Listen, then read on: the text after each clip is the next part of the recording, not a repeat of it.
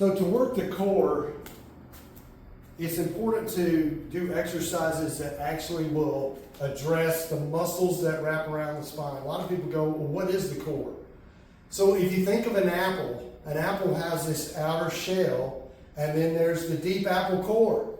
So in our body, we have this outer shell, and then we have our spine, which is deep within our body. And there's little small muscles that attach to each little vertebrae, and these are the core muscles. So we want to engage these core muscles with some really effective exercises.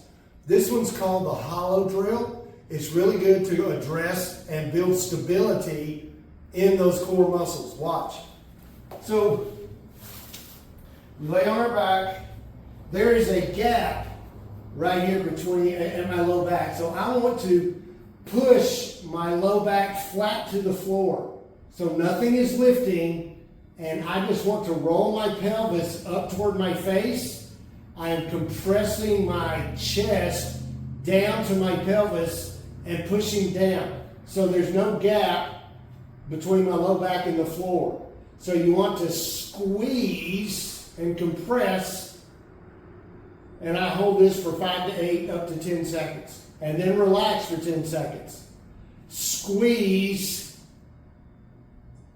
and compress, build tension here, and then hold it again, let go. So you want to do, 5 to 8 reps, do, 3 to 4 sets of this. You can do this pretty much every day because your core needs to engage every day. It engages all day long, actually. So now I can progress this and make it a little more difficult by squeezing, putting my arms up, and then lifting my shoulder blades up.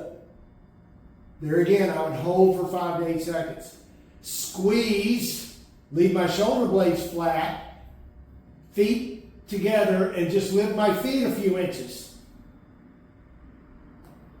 And I can do sets of those.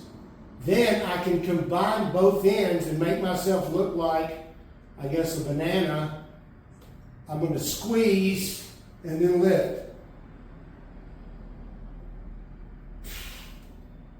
And I can progress through any one of those combinations to engage the hollow portion of my spine. Now, why does the core give away? When our core and our breathing are intricately linked, it's our movement matrix. Everything starts with our breathing patterns and our core. So when our core and our breathing become dysfunctional, then there's an avalanche chain reaction of dysfunction that starts happening in our pelvis and in our surface extremity muscles.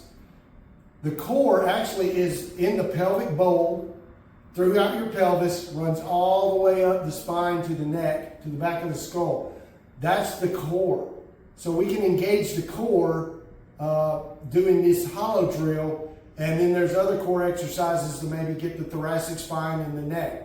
But this one gets the entire spine because I'm engaging the entire spine.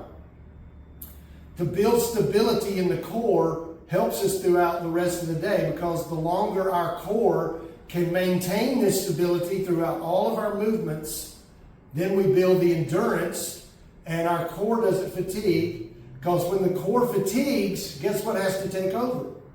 First thing is the low back. Then the hips dominate with pelvic muscle imbalances. Then the hamstrings get tight.